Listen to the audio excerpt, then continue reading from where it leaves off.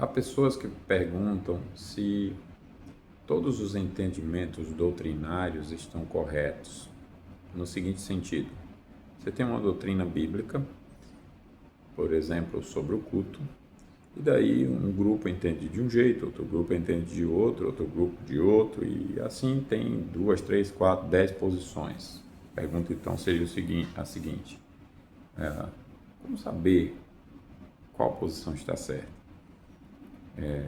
Todas estariam certas? Veja, o próprio Senhor Jesus diz, ao encerrar Apocalipse, que aquele que aumentar ou diminuir um tio ou uma vírgula não tem salvação. Os flagelos, os sofrimentos serão incalculavelmente aumentados na eternidade. Então, ele deixa claro que o ensino tem que ser fiel em sua totalidade. E um problema para explicar esse ponto é que muitos ardilosamente argumentam que as questões bíblico-doutrinárias são questões de prioridades. Você vê aquilo que é essencial, se esse ou aquele assunto, essa ou aquela doutrina é ou não prioridade. Esse é um outro problema. As pessoas defendem que tal assunto na Bíblia não é tão prioridade assim, então focam num ponto, como se aquele ponto daquela forma, com aquela abordagem, fosse de fato a exposição fiel de toda a Escritura. Esse é outro problema. Então, voltando à questão, como é que eu sei que algo está ou não correto? Pela própria Escritura. Eu costumo dizer que a gente não interpreta a Escritura, a gente reconhece o que a Escritura está dizendo a respeito de sua própria doutrina. Mas isso tem um elemento de interpretação e tal. Bom, você tem uma consciência, nós temos um histórico aí, você vai dar conta de si a Deus. Vamos pegar aí uma questão simples, né? Jesus Cristo, ele é apresentado com várias versões. Há aquela versão que Jesus é menor do que Maria, é menor do que a tradição de uma denominação, é menor do que um líder que é o cabeça daquela denominação. Então, esse Jesus não é da Bíblia. Tem uma versão aí que Jesus é um Deus menor, um Deus criado, coisas do gênero. Também não é o Jesus da Bíblia. Mas cada mente caricaturiza Jesus. Então, se a gente trouxer para o ambiente que a gente considera assim mais fiel da questão, também tem a realidade, a triste realidade de muitos não conhecerem tudo que a palavra de Deus fala sobre Cristo. Até porque cada doutrina na Bíblia está inseparavelmente ligada a todas as outras. Então, se você vai falar de Cristo e não fala do pecado exaustivamente, você não falou de Cristo. Se você fala de Cristo sem falar da lei de Deus, os 10 mandamentos devidamente, não está falando de Cristo. A Bíblia diz que a lei nos serviu de aio. Se você explora Cristo e não explora o ser de Deus e os seus atributos, não está falando de Cristo. Se fala de Cristo e não fala do culto e os elementos de culto devidamente, não está falando de Cristo. Então, as caricaturas são inúmeras. Você vai falar de Cristo, não fala das duas naturezas do Redentor e a antropologia bíblica, dicotomia, você defende a tricotomia, você não está falando de Cristo. Então você vê, a Bíblia é muito clara, simples, como água cristalina. Tem questões que requer maior estudo para uma fé mais robusta? Tem. Não há dúvida que tem, mas é ela interpretando a si mesma. E você aí não reinventa a roda. Foi o que os fiéis creram no Antigo Testamento, foi o que Cristo ensinou quando esteve aqui, os seus apóstolos escreveram a respeito, os pais da igreja, especialmente Agostinho, repetiram, os concílios também, inclusive combatendo as heresias que foram surgindo. Os fiéis foram minoria na Idade Média, a corrupção avançou com o nome de cristianismo, que não tem nada a ver de cristianismo. A reforma protestante começa antes de Lutero, passa por Lutero, não se completa nem 10% do que precisa com Lutero, e ela vai se concluir com Calvino e os puritanos. Hoje, o cristianismo que se diz totalmente, a palavra usada é reformado, mas a ideia de que se retornou para toda a Escritura, é cheio de versões, não tem uma identidade. Então, não está todo mundo certo, porque Deus não tem uma doutrina com diversas verdades corretas. Há um só Deus, há uma só palavra, há uma só fé, há um só Senhor, há um só batismo. Então, não é para estar todo mundo certo, não tem como. A gente tem que saber que tanto que a gente busca quanto que a gente ouve, a gente vai prestar conta. E uma boa saída com muita garantia de segurança é sermos como os de Bereia, não ficarmos dependendo de ninguém. Com isso você não vai ser arrogante, nada disso, mas você não depender de ninguém. Hoje nós temos tecnologia para você fazer isso. Você mesmo estudar tudo da Escritura, não depender de seminário, não depender de professores, porque você vai para o seminário. Eu fiz seminário, não só um. E depois que eu terminei o seminário, continuei fazendo até hoje. Eu faço seminário.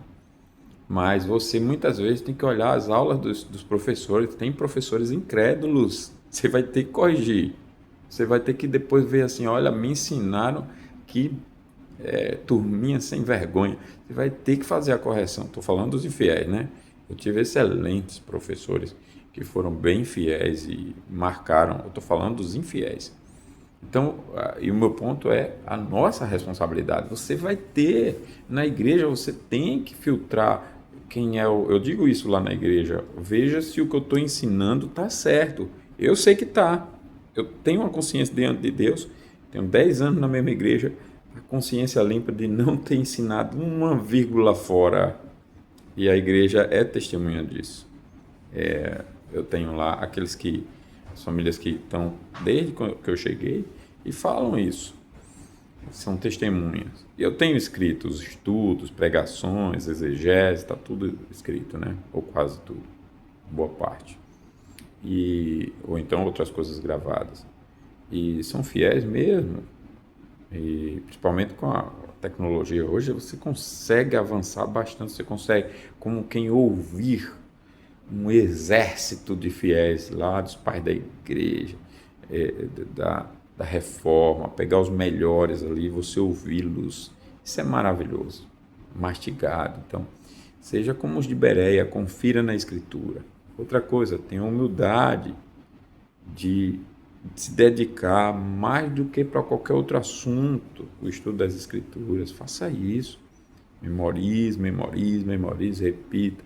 Leia e releia a palavra de Deus, estude com afinco, vá atrás das expressões, etimologia. Não aceite que muitos pastores estão dando, porque muitos deles são cínicos, são lobos disfarçados de ovelhas. Palavrinha bonitinha, atraente. Jesus vai ser sempre usado para ser como uma mensagem, né? A mentira não chega xingando Jesus, ela chega elogiando. E cuidado, às vezes a mentira está bem perto de você. Às vezes pode ser você mesmo se enganando. Então, tenha a humildade de reconhecer que, olha, eu vou ter que estudar porque eu não sei. E o que eu sei, não sei o quanto eu sei. Ou então, eu sei um pouco, mas ainda não é o tudo e eu vou avançar nisso aqui. Faça isso como o bem mais precioso. A parábola, né, a metáfora que Jesus usa é de que o evangelho é como um tesouro escondido, que alguém vende tudo que tem para encontrar. Faça isso, procure nas escrituras os significados, não perca tempo, ouça, leia, faça devocionais, tenha vida piedosa. E tudo isso faça com muita oração, pedindo ao Espírito para te iluminar, te ajudar sempre, sempre, sempre. Até que você perceba inconfundivelmente, e outros também vejam em você, que a palavra é quem te conduz. Você é escravo mesmo da palavra. Que você não vive por tradição, porque é tradição. Você não vive pelo que ouve, porque quem falou é A ou B. Você vive pela palavra. Não só de pão vive o homem, mas de toda a palavra. Cuidado, porque Satanás tentou Jesus, não seduziu, tentou Jesus com a palavra. E Jesus nos ensinou a responder com a palavra. Então, é assim que eu vou ter segurança de saber, com certeza, quem está falando errado. Deus não se preocupa no sentido de que Ele sabe que as mentiras são e serão do jeito que elas são e serão. Você vê, assim, várias instituições religiosas, vários poderosos, ardilosamente distorcendo a Bíblia.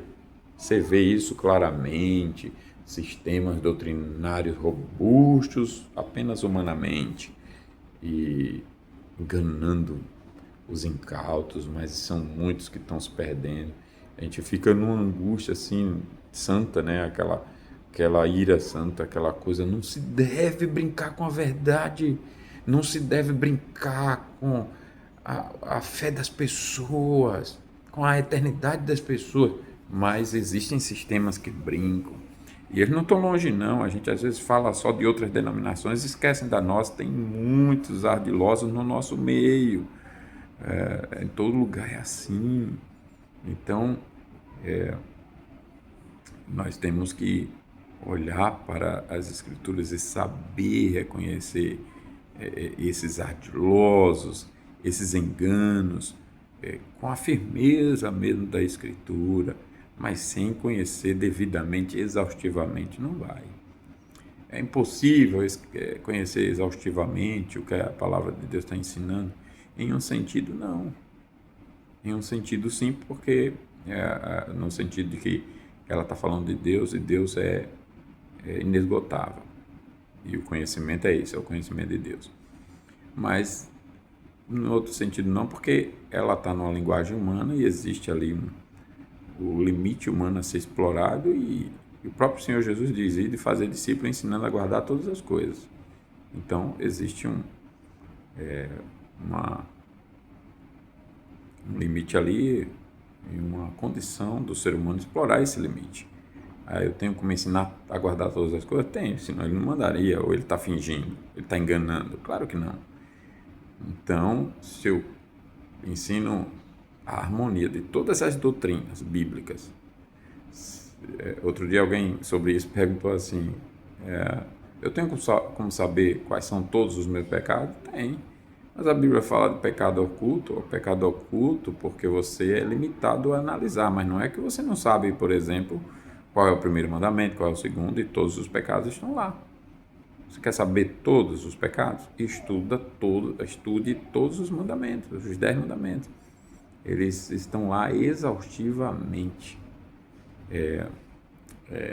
explorados por toda a Escritura. Você olha, então, os 10 mandamentos resumidos em Êxodo 20, você os analisa em toda a Escritura, você vai ver que cada mandamento está tratando ali de uma categoria de exigência ou de pecados. Exigências ou pecados.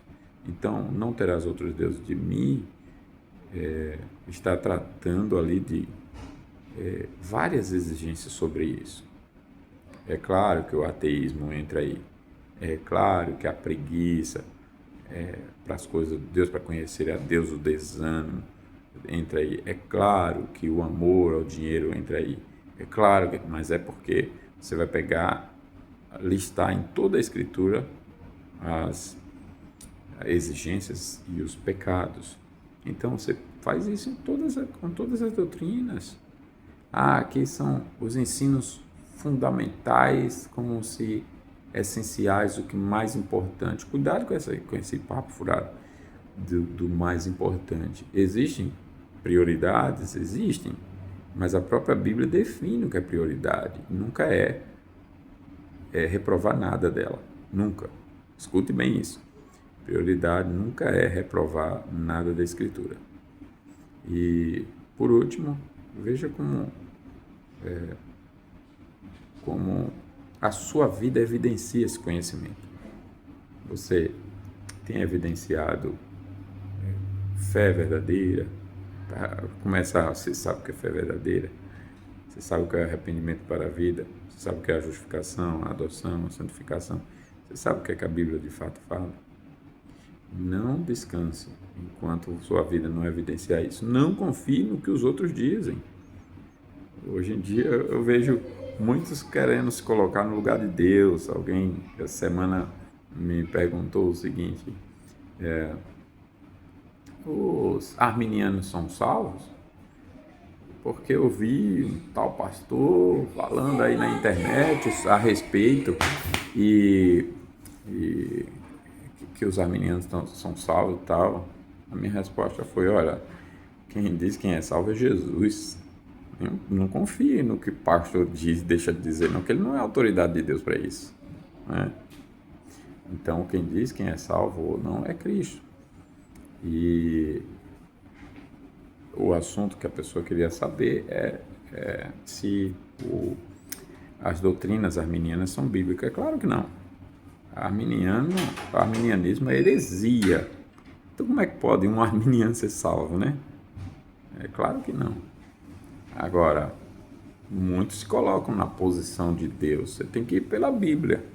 A Bíblia está dizendo que alguém que não crê nela, no que ela está dizendo, da forma como ela está dizendo, a Bíblia diz que esse é salvo? Claro que não. Então eu vou dizer o quê? Uma pessoa odeia o seu irmão. Ele é crente, mas ele odeia seu irmão. Outro dia a gente foi tratar de alguém aqui na igreja cheio de ódio, e aí fez um textão com ódio contra a igreja, contra a liderança da igreja e tal, e sai, e pede exclusão do corpo de Cristo e desaparece.